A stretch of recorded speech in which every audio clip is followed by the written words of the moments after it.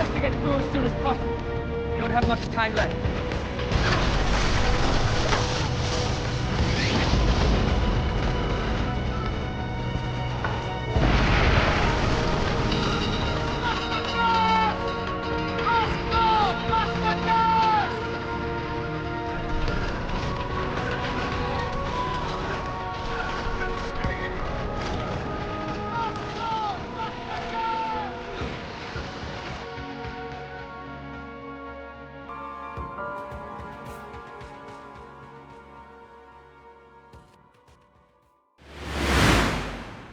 Existe un punto en la historia en el que el futuro parecía ilimitado, una era forjada en acero y encendida por la electricidad.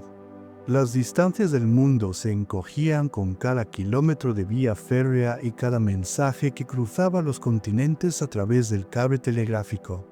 Millones de personas vivían con la convicción de que sus hijos heredarían un mundo mejor, más próspero y más sabio. Sin embargo, las mismas fábricas que producían maravillas para la vida cotidiana también podían forjar, y forjaban, armas de una letalidad sin precedentes. Las mismas lealtades que unían a las naciones en un orgullo vibrante las enredaban en una red de obligaciones secretas. Se estaba construyendo un sistema tan complejo, tan interconectado, que un solo temblor en un rincón lejano del continente podría provocar un colapso total. La época que precedió la gran catástrofe sería recordada más tarde, con una nostalgia teñida de amargura, como la Belle Époque, la época bella. Fue una designación que solo pudo surgir en retrospectiva, después de que el trauma de un conflicto sin igual la convirtiera en un paraíso perdido. Entre el final de la Guerra Franco-Prusiana en 1871 y el fatídico verano de 1914, Europa alcanzó el cenit de su poder e influencia global. Sus capitales, como París, Londres y Viena, eran los centros neurálgicos del mundo, rebosantes de suntuosidad, arte y una energía creativa desbordante. La técnica había irrumpido en cada faceta de la experiencia humana. La velocidad se convirtió en el motor de la vida, con locomotoras que superaban los 200 kilómetros por hora y los primeros aviones que desafiaban la gravedad. La arquitectura de los ingenieros, con sus estructuras de hierro y cristal, dio lugar a maravillas como la Torre Eiffel, mientras en ciudades como Chicago, los rascacielos comenzaban a dibujar un nuevo horizonte. El mundo del arte asistía a una revolución, con el surgimiento de corrientes como el fauvismo, el cubismo y el expresionismo, que rompían con las convenciones del pasado. Fue una época de revoluciones artísticas y científicas que transformaron la cultura y el pensamiento, desde la pintura hasta la física y el psicoanálisis. Era un tiempo de optimismo, sostenido por una fe casi religiosa en la ciencia y la tecnología como garantes de un futuro mejor. Sin embargo, este esplendor ocultaba profundas contradicciones. La prosperidad de la Belle Époque no era universal. Beneficiaba principalmente a una burguesía adinerada y a las clases altas que frecuentaban los cafés, los cabarets y las galerías de arte. Para la gran mayoría, la clase trabajadora que alimentaba los motores de la revolución industrial, la realidad era muy diferente. Las condiciones en las fábricas eran a menudo deplorables, los salarios bajos y los derechos limitados, lo que llevó a la organización de sindicatos y a la aparición de los primeros partidos socialistas que luchaban por la justicia social. La llamada cuestión social dominaba el debate político, con reformas que buscaban mejorar la situación de los trabajadores, más por un interés de mantener las estructuras burguesas que por un genuino impulso igualitario. Además, esta paz y prosperidad europeas se construían sobre una base de violencia y dominación en otros continentes. El imperialismo era una política de Estado aceptada, justificada por la necesidad de materias primas y nuevos mercados para la creciente producción industrial. Entre 1870 y 1914, las potencias europeas repartieron África y gran parte de Asia, imponiendo su control a sangre y fuego.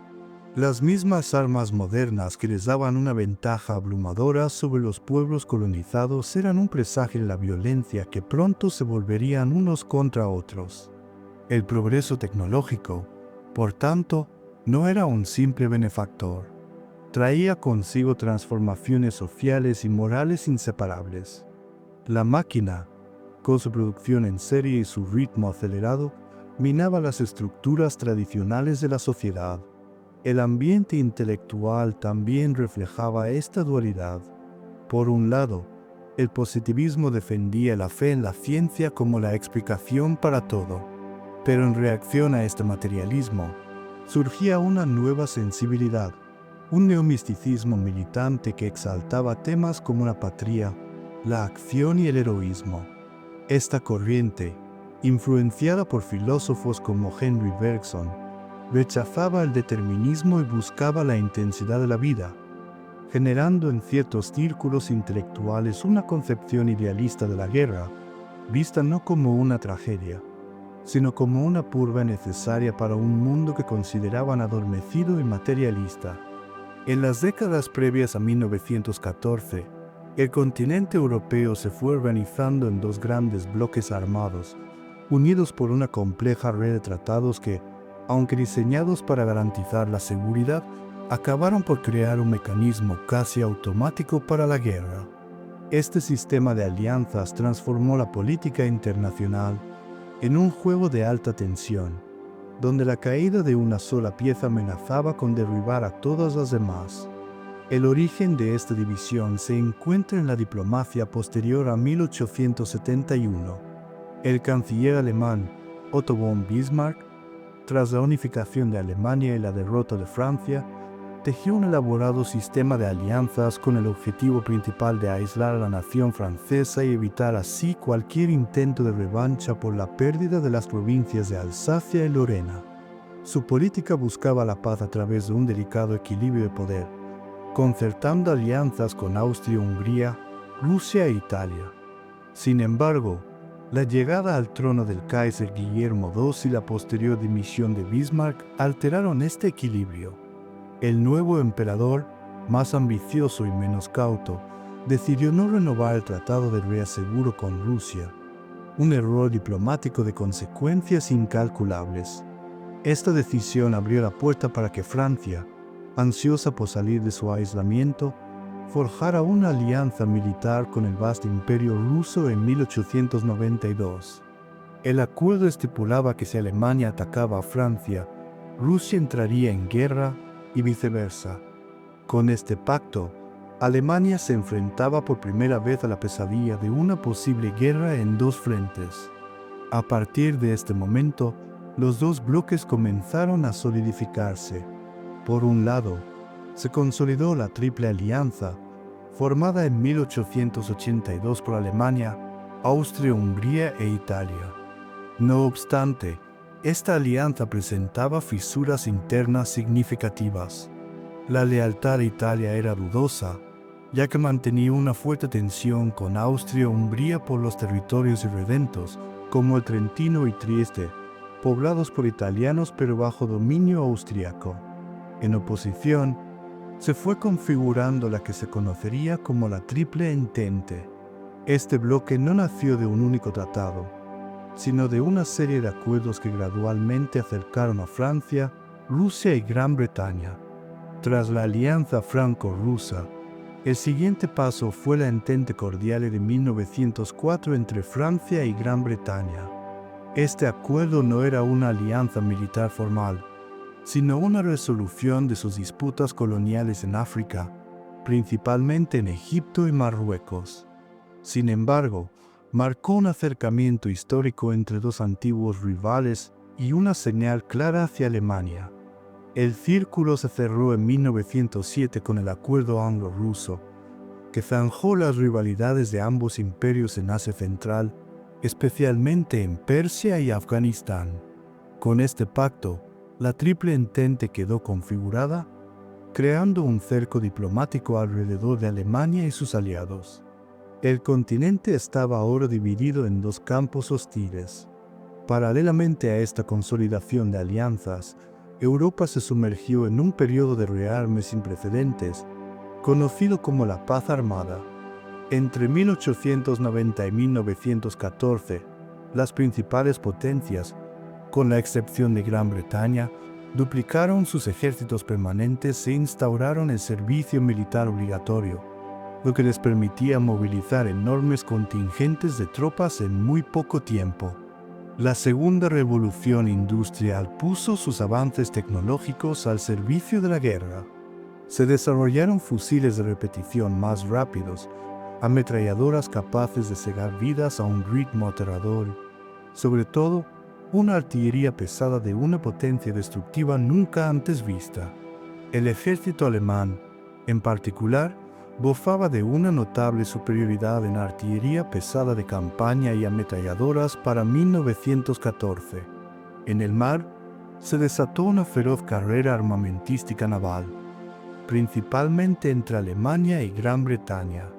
Impulsada por el almirante Alfred von Tirpitz, Alemania se embarcó en la construcción de una gran flota de guerra con el objetivo de desafiar la supremacía naval británica, lo que generó una profunda desconfianza en Londres y aceleró el acercamiento británico a Francia y Rusia. Esta carrera armamentística no solo dotó a las naciones de las herramientas para una guerra masiva, sino que también creó una psicosis de guerra.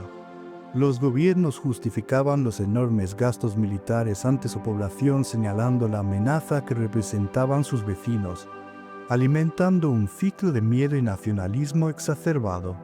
En la década que precedió a 1914, una serie de agudas crisis internacionales pusieron a prueba el frágil equilibrio de poder en Europa. Estos enfrentamientos, que tuvieron lugar principalmente en Marruecos y en los Balcanes, no llegaron a desencadenar una guerra generalizada, pero actuaron como ensayos, endureciendo las posturas de los bloques de alianzas y dejando un rastro de resentimiento y cuentas pendientes.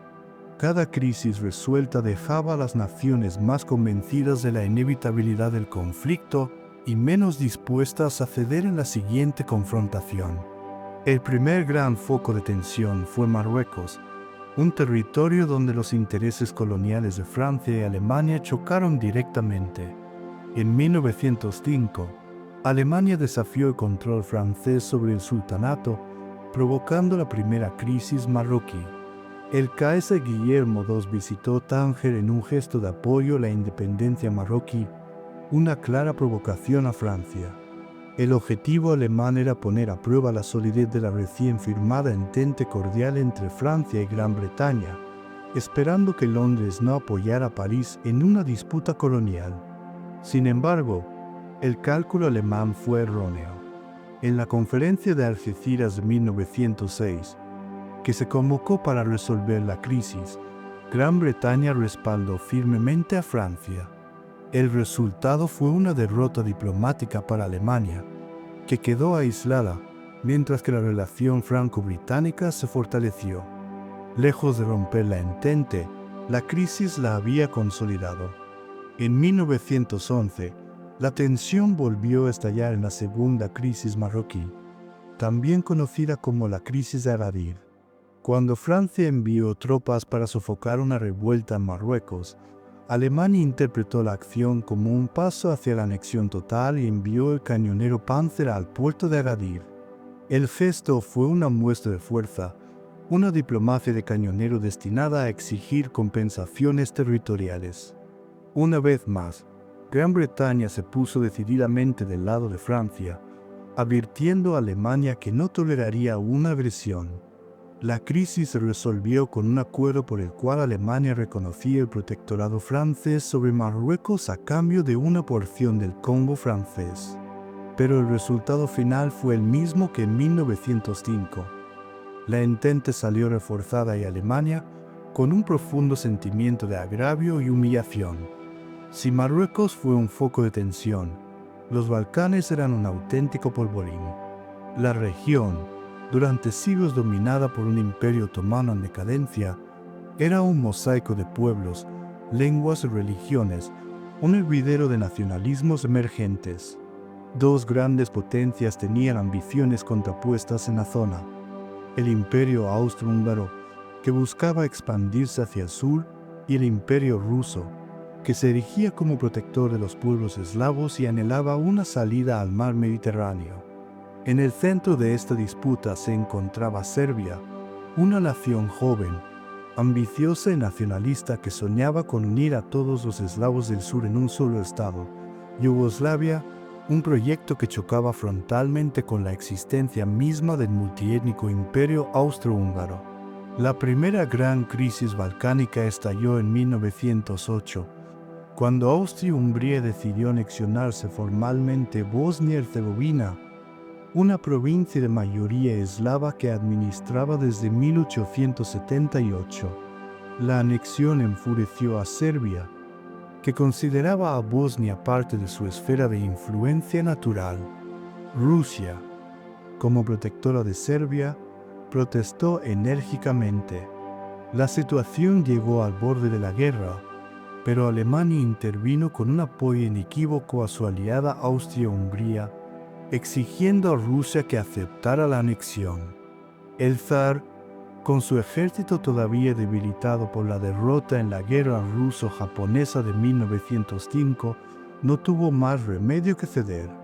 Fue una humillación profunda para Rusia, que juró no volver a retroceder ante la presión germánica. Entre 1912 y 1913, dos guerras balcánicas redibujaron el mapa de la región.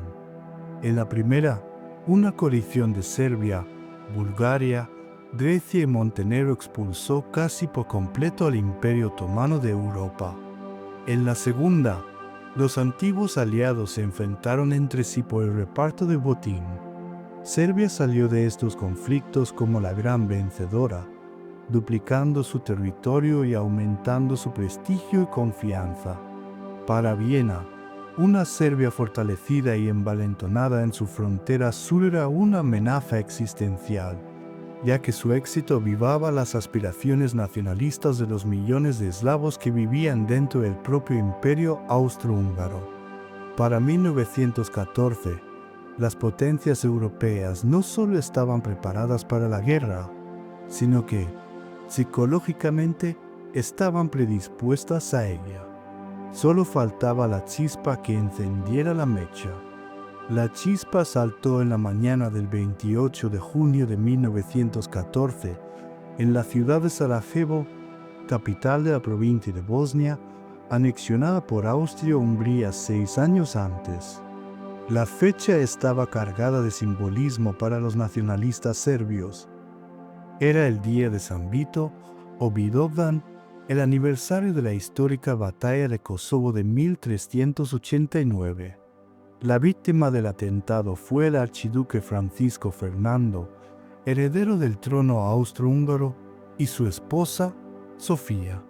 Irónicamente, el archiduque no era un belicista.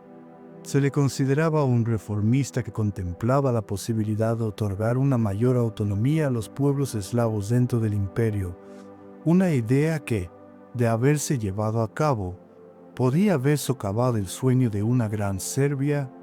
Por tanto, lo convertía en una amenaza para los nacionalistas más radicales. Los conspiradores eran un grupo de jóvenes serbobosnios pertenecientes a una organización revolucionaria llamada Joven Bosnia. El ejecutor final sería un estudiante de 19 años llamado Gavrilo Princip. Sin embargo, no actuaban solos. Las armas, pistolas y bombas, y el entrenamiento para usarlas fueron proporcionados por una sociedad secreta nacionalista serbia conocida como la Mano Negra, que contaba con conexiones en las altas esferas del ejército y los servicios de inteligencia de Serbia. La jornada en Sarajevo fue una secuencia de errores e imprevistos. Por la mañana, un primer intento de asesinato fracasó cuando uno de los conspiradores, Nedeljko Abrinović, arrojó una bomba contra el convoy del archiduque. La bomba rebotó en el coche de Francisco Fernando y explotó bajo el siguiente vehículo, hiriendo a varios oficiales. Tras el incidente, la comitiva continuó hasta el ayuntamiento. Más tarde, se decidió cambiar la ruta de regreso por seguridad. Pero, en un error fatal, nadie informó de ello al conductor del coche del archiduque.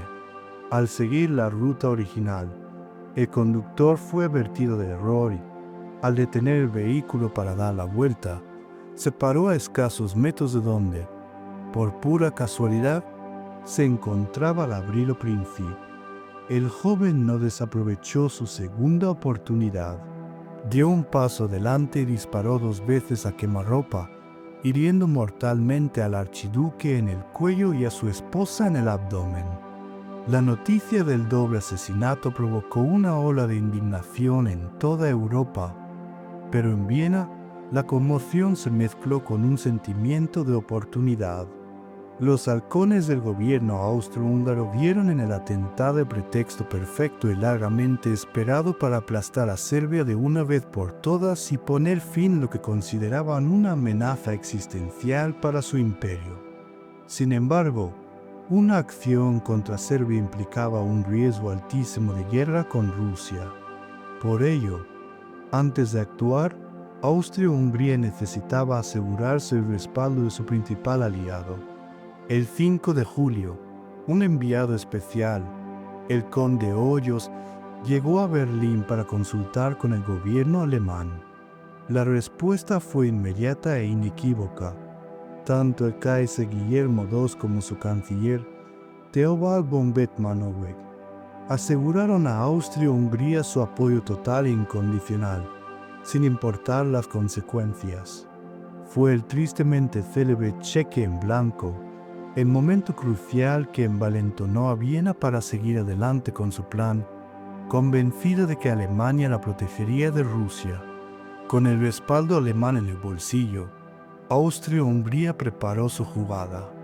Retrasó deliberadamente su acción para que coincidiera con el final de una visita de Estado del presidente francés a San Petersburgo, dificultando así la coordinación entre los aliados de la Entente.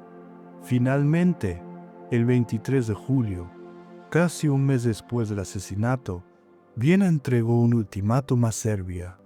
La lista de exigencias era tan dura que estaba claramente diseñada para ser rechazada. Incluía cláusulas que violaban la soberanía serbia, como permitir que la policía austríaca participara en la investigación del asesinato en territorio serbio. Para sorpresa de toda Europa, Serbia, en su respuesta entregada el 25 de julio, aceptó casi todos los puntos del ultimátum en un intento desesperado por evitar la guerra. Pero Viena no buscaba una solución diplomática. A pesar de la respuesta conciliadora, el gobierno austrohúngaro declaró que no era satisfactoria. Rompió relaciones diplomáticas. El 28 de julio de 1914, declaró la guerra a Serbia. El mecanismo infernal de las alianzas se había puesto en marcha. Cada potencia actuó movida por una lógica interna que, en conjunto, condujo al desastre. Austria-Hungría creyó que podía librar una guerra rápida y localizada, subestimando la determinación rusa. Alemania, atada a su único aliado fiable, apostó a que su apoyo disuadiría a Rusia o que, en el peor de los casos, su plan militar le daría una victoria rápida. Rusia, que no podía permitirse otra humillación como la de 1908, se sintió obligada a defender a su cliente eslavo y ordenó la movilización de su ejército, primero parcial y luego general. Para el Estado Mayor alemán, cuya estrategia de guerra se basaba en un calendario estricto, la movilización rusa era el punto de no retorno. El 1 de agosto, Alemania declaró la guerra a Rusia. Sabiendo que Francia estaba obligada por su alianza a apoyar a los rusos, Alemania le declaró la guerra 2 días después, el 3 de agosto. Para atacar a Francia según su plan, el ejército alemán necesitaba atravesar Bélgica. El 4 de agosto, las tropas alemanas cruzaron la frontera de la nación neutral. Este acto violaba el Tratado de Londres de 1839 que garantizaba la neutralidad belga del que Gran Bretaña era signataria. Ese mismo día, Londres envió un ultimátum a Berlín para que retirara sus tropas. Al no recibir respuesta, Gran Bretaña declaró la guerra a Alemania. En poco más de un mes, un asesinato en una ciudad de los Balcanes había arrastrado a toda Europa a una guerra general. La tragedia de los errores y las malas interpretaciones estaba completa. La guerra que todos esperaban, una guerra corta, decisiva y gloriosa, murió en los primeros meses de 1914. En su lugar, nació un conflicto de una naturaleza y una escala que nadie había previsto. Las grandes ofensivas de apertura, basadas en doctrinas militares del siglo XIX que exaltaban la velocidad y el ataque, se estrellaron contra la brutal realidad de las armas del siglo XX, donde la defensa, armada con ametralladoras y artillería de tiro rápido, reinaba de forma suprema. El plan de guerra alemán, conocido como el Plan Schlieffen, era una apuesta audaz y arriesgada.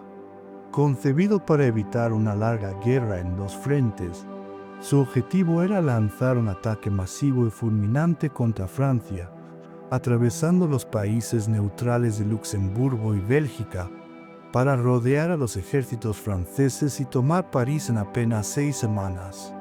Una vez que Francia estuviera fuera de combate, Alemania podría concentrar todas sus fuerzas en el este para enfrentarse al lento pero gigantesco ejército ruso. El 4 de agosto, el plan se puso en marcha. Las fuerzas alemanas invadieron Bélgica, violando su neutralidad. La resistencia del pequeño ejército belga fue mucho más tenaz de lo que los alemanes habían anticipado, lo que ralentizó su avance y les costó un tiempo precioso. La dureza de la ocupación alemana y las represalias contra la población civil belga provocaron una condena internacional y se convirtieron en una poderosa herramienta de propaganda para los aliados. Mientras tanto, los franceses lanzaban su propia ofensiva, el Plan 17. Con un fervor casi místico en el ataque, las tropas francesas, vestidas con sus llamativos uniformes de pantalón rojo y chaqueta azul, cargaron hacia las provincias perdidas de Alsacia y Lorena. El resultado fue una masacre. En la batalla de las fronteras, oleadas de infantería francesa fueron cegadas por el fuego concentrado de las ametralladoras y la artillería alemanas. Solo en la jornada del 22 de agosto, el ejército francés sufrió 27.000 muertos, una cifra de bajas espeluznante. Con el fracaso de su ofensiva y el imparable avance alemán a través de Bélgica, los ejércitos franceses y la pequeña pero profesional Fuerza Expedicionaria Británica, OBEF, se vieron obligados a emprender una larga y agotadora retirada hacia el sur.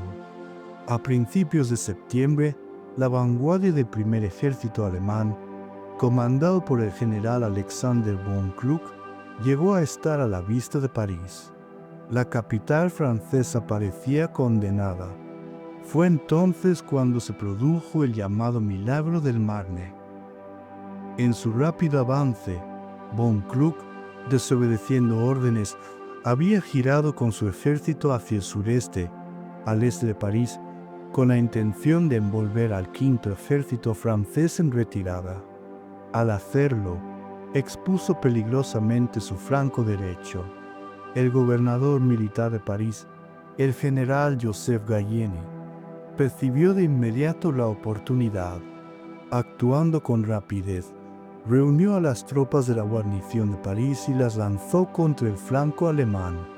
En un episodio que se volvería legendario, unos 600 taxis parisinos fueron requisados para transportar a 6.000 soldados de infantería al frente, un refuerzo pequeño pero crucial para la moral.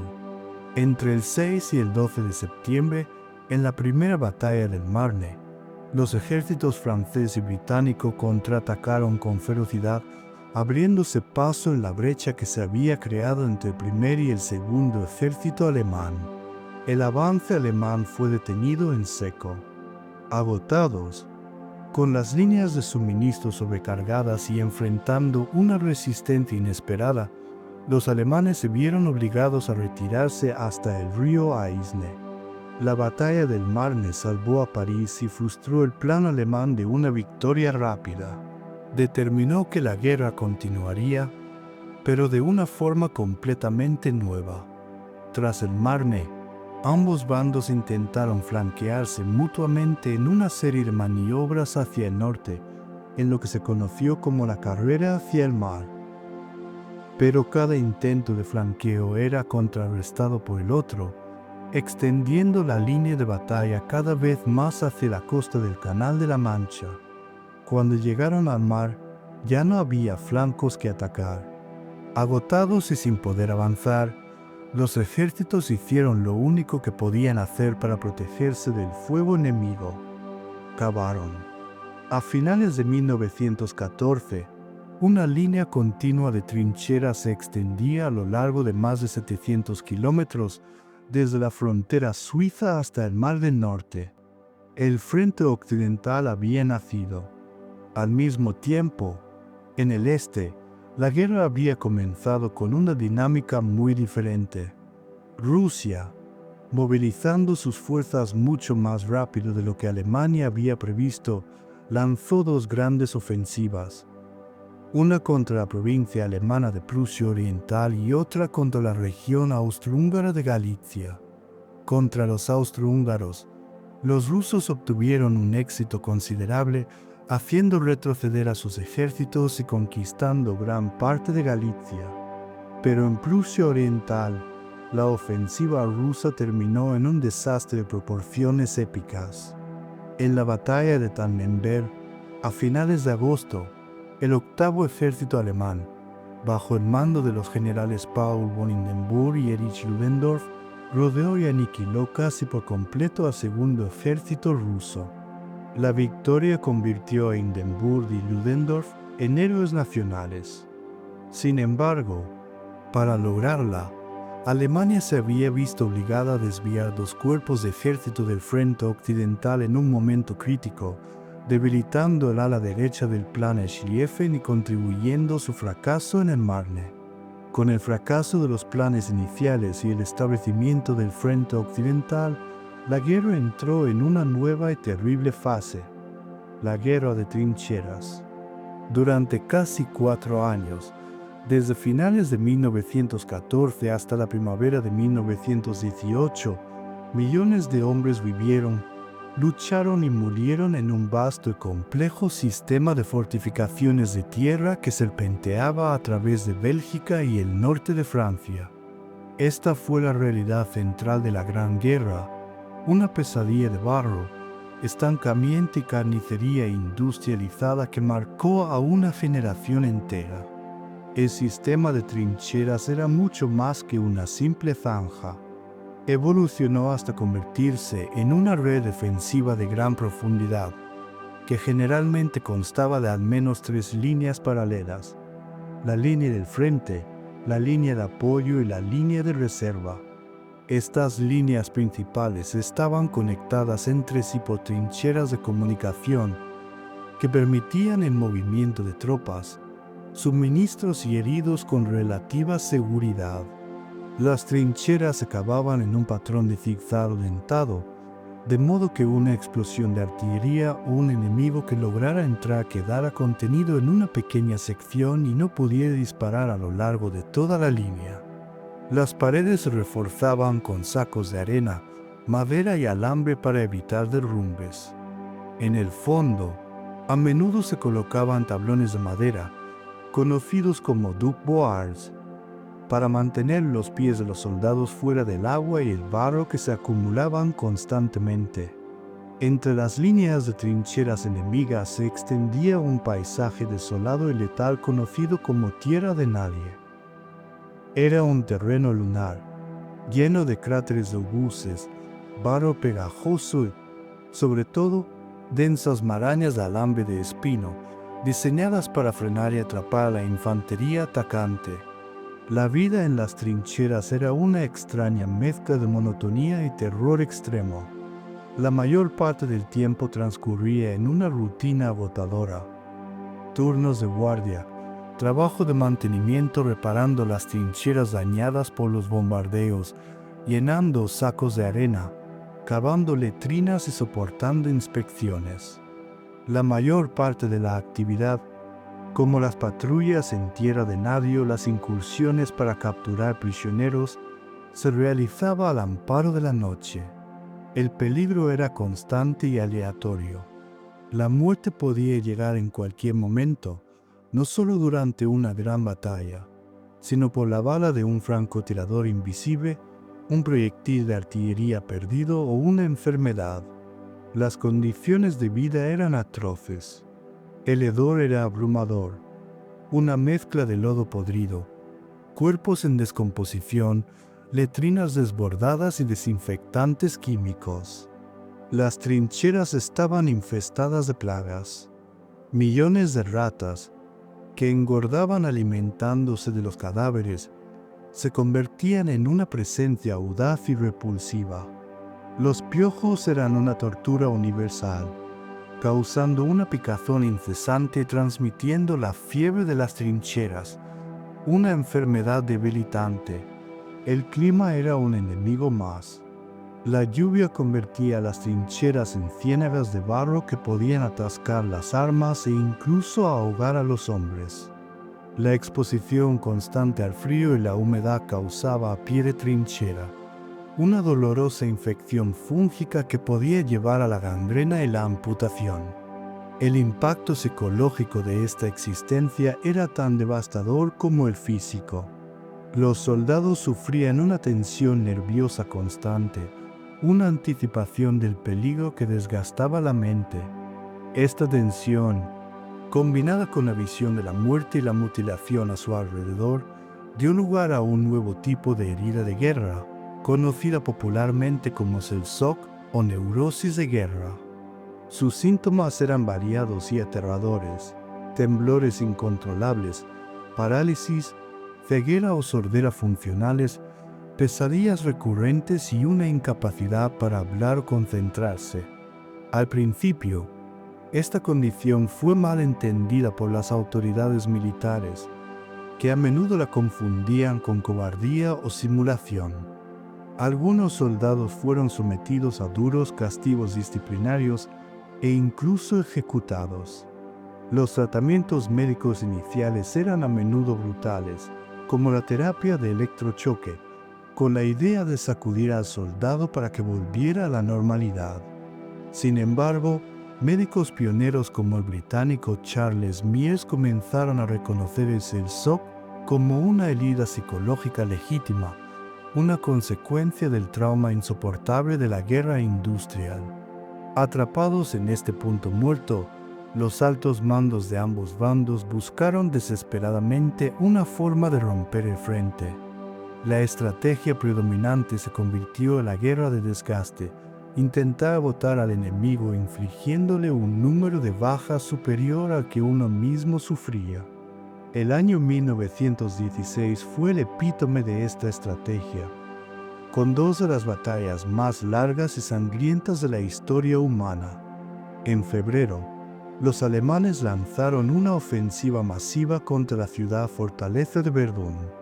El jefe del Estado Mayor alemán, Erich von Falkenhayn, no pretendía tanto conquistar la ciudad como desangrar al ejército francés hasta la muerte. Eligió Verdún porque sabía que era un símbolo de orgullo nacional que los franceses defenderían a cualquier coste, convirtiéndolo en un matadero donde la superioridad de la artillería alemana aniquilaría a las tropas francesas. La batalla, que duró 10 meses, se convirtió en un infierno de fuego y acero. Los franceses, bajo el mando del general Philippe Pétain, resistieron con una tenacidad increíble, bajo el lema "no pasarán". La única carretera que llevaba a Verdún, apodada la Vía Sagrada, se convirtió en la arteria vital por la que fluían sin cesar hombres y municiones. Verdún se mantuvo en manos francesas, pero el coste fue monstruoso: más de 700.000 muertos y heridos entre ambos bandos.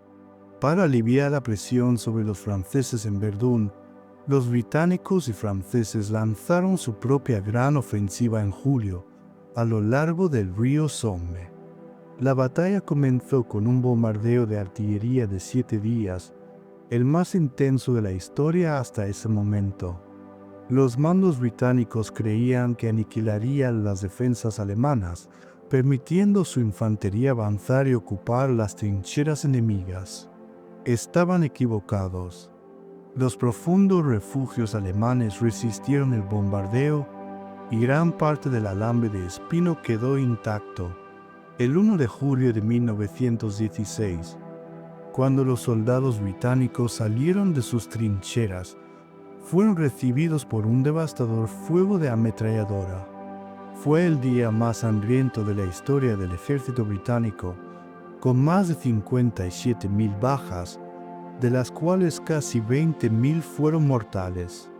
La batalla del Somme se prolongó durante más de 4 meses, con ataques y contraataques que apenas movieron la línea del frente. En ella se utilizaron por primera vez los tanques, aunque con poco éxito inicial. Cuando la batalla finalmente se extinguió en noviembre, las bajas totales superaban el 1.000.000 de hombres. Mientras el frente occidental se desangraba en este punto muerto, la guerra continuaba en otros teatros. En el frente oriental, la guerra era más móvil, con enormes ejércitos maniobrando a través de las vastas llanuras de Polonia y Ucrania. Tras los desastres iniciales, el ejército ruso lanzó en 1916 la ofensiva Brusilov, un ataque masivo que infligió una derrota devastadora a las fuerzas austrohúngaras, aunque a un coste terrible para los propios rusos. En el sur, Italia, que se había unido a los aliados en 1915, estaba enfrascada en una brutal guerra de montaña contra Austria-Hungría a lo largo del río Isonzo y en los Alpes. Era una guerra blanca, librada en el hielo y la roca, con una serie de 12 sangrientas y fútiles batallas en el Isonzo que no lograron romper las defensas austríacas.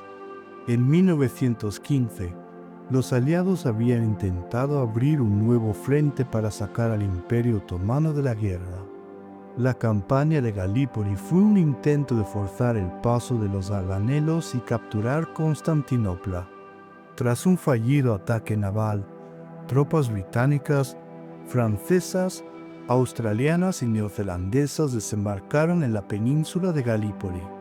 Se encontraron con una resistencia turca feroz, comandada por un entonces desconocido Mustafa Kemal. La campaña se convirtió en otra guerra de trincheras en un terreno inhóspito y, tras meses de sangrientos combates y enfermedades, los aliados se vieron obligados a evacuar. Fue una gran victoria para los otomanos y un momento fundacional para las naciones de Australia y Nueva Zelanda, pero un desastre estratégico para los aliados. En los Balcanes, las potencias centrales, con la ayuda de Bulgaria que se unió a ellas en 1915, finalmente lograron conquistar Serbia y Montenegro, forzando a los restos del ejército serbio a una terrible retirada a través de las montañas de Albania. Los aliados establecieron un nuevo frente en Salónica, Grecia, que permanecería activo pero en gran parte estancado durante años. Este periodo de estancamiento, sin embargo, fue también un periodo de terrible aprendizaje.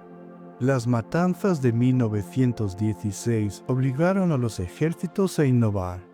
Se desarrollaron nuevas tácticas de artillería, como la barrera de fuego rodante, nuevas tácticas de infantería, como los grupos de asalto especializados, y nuevas tecnologías, como tanques más fiables y el uso creciente de la aviación. El año 1917 marcó el punto de inflexión de la guerra. Dos acontecimientos monumentales que ocurrieron casi simultáneamente rompieron el equilibrio del desgaste y alteraron irrevocablemente el curso del conflicto. En el oeste, una nueva y poderosa nación entró en la contienda, mientras que en el este, un vasto imperio se derrumbó en la revolución. A partir de ese momento, la guerra se convirtió en una desesperada carrera contra el tiempo. Desde el inicio del conflicto, el presidente de los Estados Unidos, Woodrow Wilson, había luchado por mantener a su país neutral. La opinión pública estadounidense estaba dividida. Sin embargo, la agresiva guerra submarina de Alemania comenzó a inclinar la balanza. En mayo de 1915, el hundimiento del transatlántico británico Lusitania por un submarino alemán, que causó la muerte de más de 1,000 pasajeros, incluidos 128 estadounidenses, provocó una fuerte condena en Estados Unidos. Para evitar la entrada de Estados Unidos en la guerra, Alemania aceptó restringir sus ataques submarinos, una promesa conocida como el Compromiso de Sussex. Pero a principios de 1917, la situación en Alemania era desesperada. El bloqueo naval británico estaba estrangulando su economía y causando una grave escasez de alimentos. El alto mando alemán, en una apuesta arriesgada, decidió que su única oportunidad de ganar la guerra era reanudar la guerra submarina sin restricciones. Su cálculo era que, hundiendo 600,000 toneladas de barcos al mes, podían obligar a Gran Bretaña a rendirse por hambre en cuestión de 6 meses, mucho antes de que Estados Unidos pudiera movilizar, entrenar y transportar un ejército lo suficientemente grande a Europa para marcar la diferencia. El 1 de febrero de 1917, Alemania anunció oficialmente la reanudación de la guerra submarina sin restricciones. Los submarinos alemanes comenzaron a atacar y hundir barcos mercantes y de pasajeros, incluidos buques estadounidenses, sin previo aviso. Este fue el principal catalizador de la decisión de Wilson de ir a la guerra. Casi al mismo tiempo, un segundo acontecimiento selló el destino. La inteligencia naval británica interceptó y descifró un telegrama secreto enviado por el ministro de Asuntos Exteriores alemán, Arthur Zimmermann, a su embajador en México. El contenido del telegrama Zimmermann era explosivo. Proponía una alianza militar entre Alemania y México en caso de que Estados Unidos entrara en la guerra. A cambio, Alemania prometía ayudar a México a reconquistar el territorio perdido en Texas, Nuevo México y Arizona. Los británicos entregaron el telegrama a Washington y su publicación el 1 de marzo provocó una tormenta de indignación en todo Estados Unidos. La combinación de los hundimientos de barcos y la amenaza de una alianza alemana en su propia frontera resultó ser abrumadora para la opinión pública. El 6 de abril de 1917, el Congreso de los Estados Unidos declaró la guerra a Alemania. Wilson enmarcó la intervención no como una lucha por el territorio o el poder, sino como una cruzada para hacer del mundo un lugar seguro para la democracia. Mientras Estados Unidos se preparaba para la guerra, su futuro aliado en el este se desmoronaba. El Imperio ruso, tras 3 años de un conflicto que le había costado millones de vidas y había devastado su economía, estaba al borde del colapso. Las enormes bajas en el frente, la grave escasez de alimentos y combustible en las ciudades, la ineficiencia y corrupción del gobierno y la creciente desilusión con el zar Nicolás II crearon una situación insostenible. En marzo de 1917, según el calendario gregoriano, estalló la Revolución de Febrero. Huelgas y disturbios en la capital, Petrogrado, se convirtieron en una revuelta generalizada cuando las tropas de la guarnición se negaron a disparar contra los manifestantes y se unieron a ellos. El zar Nicolás II se vio obligado a abdicar, poniendo fin a 300 años de gobierno de la dinastía Romanov. Se formó un gobierno provisional que, en una decisión fatal, optó por continuar la guerra, argumentando que Rusia debía cumplir sus compromisos con los aliados. Esta decisión fue enormemente impopular y no hizo más que agravar la crisis interna. Aprovechando el caos y el descontento popular, un grupo revolucionario radical, los bolcheviques, liderados por Vladimir Lenin, ganó apoyo con una promesa simple y poderosa: paz, pan y tierra. En noviembre de 1917, en la Revolución de Octubre, los bolcheviques tomaron el poder en un golpe de Estado casi sin derramamiento de sangre. Fiel a su promesa, una de las primeras acciones de Lenin fue buscar la paz con Alemania. Tras un armisticio, comenzaron las negociaciones. El 3 de marzo de 1918, el nuevo gobierno bolchevique firmó el Tratado de Brest-Litovsk. Los términos fueron brutalmente humillantes para Rusia. Se vio obligada a ceder una vasta extensión de su territorio, incluidas Polonia, Finlandia, los estados bálticos y Ucrania. Perdió un tercio de su población, la mitad de su industria y casi el 90% de sus minas de carbón. Para Alemania, el tratado fue un triunfo espectacular. La pesadilla de la guerra en dos frentes había terminado. Ahora podía transferir cientos de miles de sus mejores tropas del este al oeste para un último y masivo intento de ganar la guerra. Pero esta victoria en el este fue pírrica. El mismo acto que la selló, la guerra submarina sin restricciones, había garantizado la entrada en el conflicto de un nuevo y formidable adversario. El final de 1917 dejó el escenario preparado para el acto final del drama, la última y desesperada apuesta de Alemania por la victoria total antes de que el poderío industrial y humano de Estados Unidos pudiera decantar la balanza de forma definitiva. El año 1918 fue el año de la decisión. Con Rusia fuera de la guerra, Alemania vio una última ventana de oportunidad para alcanzar la victoria en el oeste antes de que la llegada masiva de tropas estadounidenses hiciera imposible cualquier ofensiva. Lo que siguió fue una de las secuencias más dramáticas de la guerra, la última y más grande ofensiva alemana, seguida de un contraataque aliado imparable que conduciría al colapso total de las potencias centrales. El 21 de marzo de 1918, Alemania desató su gran apuesta, la ofensiva de primavera, o Kaiserschlacht, la batalla del Kaiser. Utilizando las casi 50 divisiones de veteranos transferidas desde el Frente Oriental, el general Erich Ludendorff lanzó una serie de ataques masivos contra las líneas británicas y francesas. La ofensiva se basaba en nuevas y devastadoras tácticas. Un bombardeo de artillería corto pero increíblemente intenso, apodado el Huracán de Fuego, pulverizaba las líneas del frente y los centros de comunicación.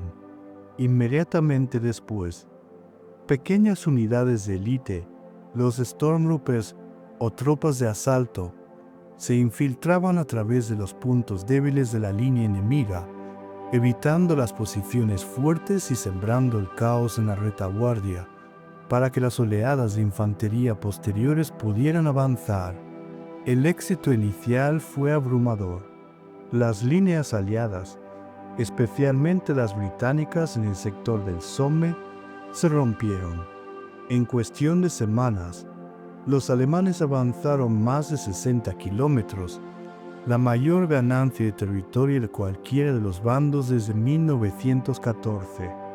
Llegaron a bombardear París con cañones de largo alcance y por un momento pareció que la victoria final estaba a su alcance. Sin embargo, la ofensiva era una brillante táctica construida sobre una base estratégica frágil. Los alemanes avanzaron tan rápido que sus líneas de suministro no pudieron seguirles el ritmo, dejando a las tropas de vanguardia sin alimentos, municiones ni refuerzos. Ludendorff, además, carecía de un objetivo estratégico claro, desviando sus reservas para explotar éxitos tácticos en lugar de concentrarse en un golpe decisivo. Lo más grave fue el coste humano. La ofensiva sacrificó a las mejores y más experimentadas tropas del ejército alemán. Sufrieron casi 1 millón de bajas que ya no podían reemplazar. Para julio, el impulso alemán se había agotado. Su ejército estaba exhausto, desmoralizado y peligrosamente extendido. El 18 de julio, los aliados lanzaron su contraataque. La segunda batalla del Marne marcó el punto de inflexión definitivo. Liderados por los franceses, los aliados hicieron retroceder a los alemanes, y a partir de ese momento, la iniciativa de la guerra cambió de manos para siempre. El 8 de agosto de 1918 comenzó la que sería la ofensiva final de la guerra, conocida como la Ofensiva de los 100 días. En la batalla de Amiens, las fuerzas británicas, australianas y canadienses, utilizando una coordinación masiva de infantería, más de 500 tanques, artillería y aviación, rompieron las líneas alemanas. La moral alemana se desmoronó. Ludendorff llamó a ese día el Día Negro del ejército alemán, al ver a sus tropas rendirse en masa por primera vez en la guerra. Los aliados habían aprendido las lecciones de 4 años de conflicto. Bajo el mando supremo y coordinado del mariscal francés Ferdinand Foch, aplicaron una nueva estrategia. En lugar de concentrarse en una única y masiva batalla del desgaste, lanzaban ataques rápidos y potentes en diferentes puntos del frente. En cuanto un ataque perdía impulso, se detenía y se lanzaba otro en un sector diferente, estirando y rompiendo las agotadas reservas alemanas. Reforzados por cientos de miles de soldados estadounidenses frescos y entusiastas, los ejércitos aliados empujaron a los alemanes hacia atrás a lo largo de todo el frente occidental, deshaciendo todas las ganancias de la ofensiva de primavera y rompiendo la formidable línea Hindenburg, la principal línea defensiva alemana. Mientras el ejército alemán se desintegraba en el campo de batalla, sus aliados se derrumbaron uno tras otro. En los Balcanes, una ofensiva aliada lanzada desde Salónica en septiembre rompió el frente búlgaro. El 29 de septiembre, Bulgaria firmó un armisticio, convirtiéndose en la primera de las potencias centrales en rendirse. Un mes después, el 30 de octubre, el Imperio Otomano, derrotado en Palestina y Mesopotamia y con su capital amenazada, también capituló. El Imperio Austrohúngaro, más que derrotado, simplemente se disolvió. Sus diversas nacionalidades, checos, húngaros y eslavos del sur, declararon su independencia. Su ejército, destrozado por una última ofensiva italiana en la batalla de Vittorio Veneto, dejó de existir como fuerza de combate. El 3 de noviembre, Austria-Hungría firmó su propio armisticio. Alemania estaba ahora sola, su ejército en plena retirada, su población hambrienta por el bloqueo y su gobierno al borde de la revolución. A finales de octubre, los marineros de la flota alemana en Kiel se amotinaron, negándose a salir en una última misión suicida. La revuelta se extendió por todo el país. El 9 de noviembre, el Kaiser Guillermo II abdicó y huyó a los Países Bajos. Se proclamó una república. El alto mando alemán informó al nuevo gobierno que el ejército ya no podía luchar. El 11 de noviembre de 1918, a las 5 de la mañana, en un vagón de tren en el bosque de Compiègne, una delegación alemana firmó el armisticio que ponía fin a las hostilidades. A las 11 de la mañana de ese día, el 11º día del 11º mes, los cañones en el frente occidental finalmente guardaron silencio. La Gran Guerra había terminado. La guerra había terminado, pero la paz aún estaba por construirse. El conflicto dejó tras de sí un mundo transformado y una estela de devastación sin precedentes. 4 grandes imperios, el alemán, el austrohúngaro, el ruso y el otomano, se habían derrumbado, dejando un vacío de poder y un mosaico de nuevas naciones inestables. El coste humano fue espantoso. Más de 15 millones de personas, entre soldados y civiles, habían perdido la vida.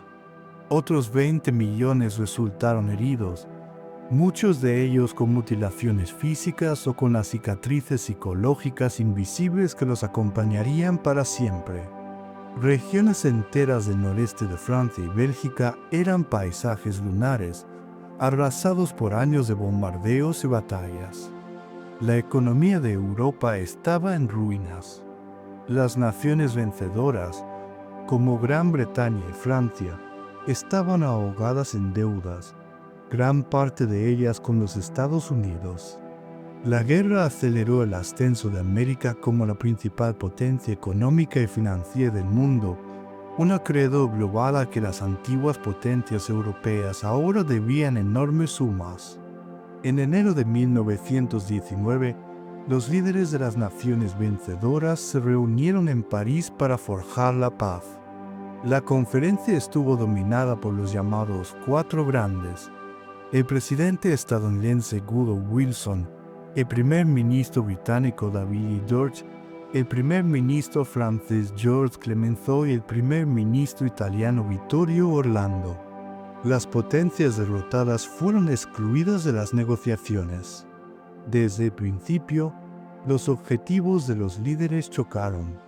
Wilson llegó con un programa idealista, sus famosos 14 puntos, que abogaban por una paz sin victoria, la autodeterminación de los pueblos y la creación de una sociedad de naciones para garantizar la seguridad colectiva y prevenir futuras guerras. Clemenceau, por otro lado, tenía un objetivo mucho más pragmático y severo. Habiendo visto su país invadido por Alemania 2 veces en su vida, su principal prioridad era la seguridad de Francia. Quería un tratado que castigara a Alemania y la debilitara de tal manera que nunca más pudiera representar una amenaza. El resultado de estas negociaciones, el Tratado de Versalles, firmado en junio de 1919, fue un compromiso incómodo que intentó satisfacer estas visiones contrapuestas y que al final no satisfizo a casi nadie. El tratado impuso a Alemania unas condiciones que fueron percibidas como extremadamente duras y humillantes. En virtud del artículo 231, la tristemente célebre cláusula de culpabilidad de la guerra, Alemania se vio obligada a aceptar la responsabilidad total por haber causado el conflicto. Se le impusieron reparaciones financieras masivas, una suma que más tarde se fijó en 132.000 millones de marcos de oro, una cantidad astronómica diseñada para paralizar su economía durante décadas. Alemania perdió aproximadamente el 10% de su territorio europeo, incluidas Alsacia y Lorena, que fueron devueltas a Francia y todas sus colonias de ultramar.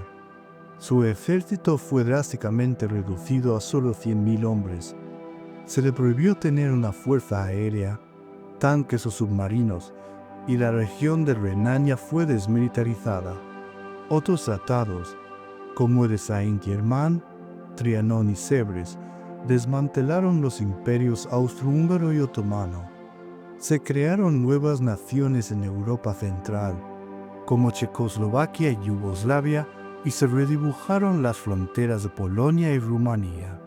En el Medio Oriente, las antiguas posesiones otomanas no obtuvieron la independencia, sino que fueron repartidas entre Gran Bretaña y Francia bajo un sistema de mandatos de la Sociedad de Naciones. El principio de autodeterminación de Wilson se aplicó de manera selectiva e inconsistente, a menudo creando nuevos estados con minorías étnicas resentidas, lo que sembró las semillas de futuros conflictos. El legado de esta paz fue trágico. En Alemania, el Tratado de Versalles fue universalmente repudiado como un diktat, una paz dictada por la fuerza. Generó un profundo y duradero resentimiento que socavó la legitimidad de la nueva y frágil democracia, la República de Weimar. Este sentimiento de humillación nacional se convirtió en un terreno fértil para los movimientos políticos extremistas, incluido el partido nazi de Adolf Hitler, que basó gran parte de su programa en la promesa de destruir el tratado. La Sociedad de Naciones, la gran esperanza de Wilson para una paz duradera, nació fatalmente debilitada. El Senado de los Estados Unidos, temeroso de enredarse en futuros conflictos europeos, se negó a ratificar el tratado y, por lo tanto, Estados Unidos nunca se unió a la organización que su propio presidente había creado.